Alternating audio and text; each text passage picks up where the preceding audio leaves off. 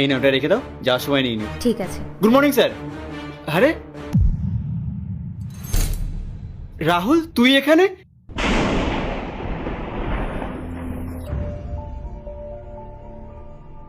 গোপাল ভাই, তুই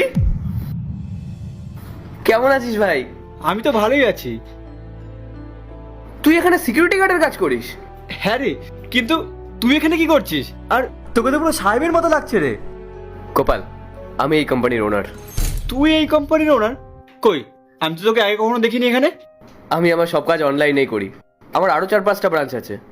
এখানকার সব দেখাশোনা ম্যানেজারই করে। আজকে এখানে একটা ইম্পর্টেন্ট মিটিং আছে, ওই জন্যই আমাকে আসতে হলো। আর ভাই, তোকে দেখে তো আমি পুরো সারপ্রাইজ হয়ে গেছি। মনটা খুশি হয়ে গেল রে তোকে দেখে। আর উনি কে? ও তোর বৌদি রে। আচ্ছা, তুই বিয়েও করে নিয়েছিস? নমস্কার বৌদি। আচ্ছা, তুই কি রে, বৌদিকে নিয়ে এসেছিস আর ওনাকে এখানেই দাঁড় করে রেখেছিস? চল ভেতরে, চল ভেতরে গিয়ে কফি খাই। আরে না না ভাই, এসব কি বলছিস তুই? আরে তুই এত বড় একটা কোম্পানির বস, আর আমি সামান্য একজন সিকিউরিটি গার্ড, আর তুই আমার সাথে বসে কফি খাবি? আচ্ছা, লোকে দেখলে কি বলবে বলতো? তোকে নিয়ে তো সবাই হাসাহাসি করবে রে, আর তোর মান সম্মান সব ধুলো মিশে যাবে। আচ্ছা, তোর যদি কফি খেতেই হয় তাহলে বাইরে গিয়ে কোথাও খাবো। তুই কত উন্নতি করেছিস জীবনে, আর এই স্যুট বুটে কিন্তু খুব সুন্দর লাগছে তোকে। আমি জানতাম আমার বন্ধু একদিন জীবনে অনেক বড় মানুষ হবে, আর আজ আমি সেটা নিজের চোখে দেখছি। অনেক উন্নতি কর জীবনে। গোপাল, তুই সিকিউরিটি গার্ড হওয়ার আগে আমার বন্ধু। চল ভেতরে চল। আরে না বলছি তো। এই শোন আমার কথা, তুই যা, আগে গিয়ে তোর মিটিংটা কমপ্লিট করে নে, তারপরে আমরা বাইরে কোথাও কফি খাবো।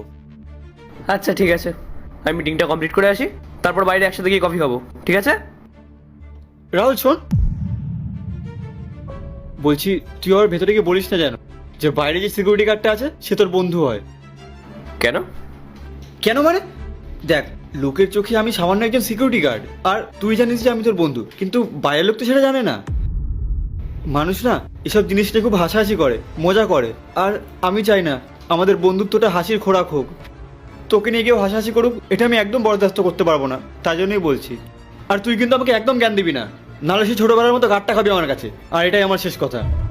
আচ্ছা বাবা, ঠিক আছে, আমি মিটিংটা শেষ করেই আসছি। আসছি বৌদি।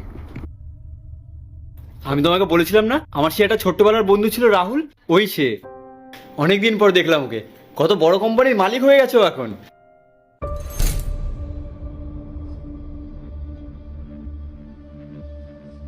চাবি? এই চাবিটা কার? এই চাবিটা তো এখানে ছিল না। আচ্ছা পূজা, পার্ট 2 দেখতে সাবস্ক্রাইব করো ভেলকু 78M।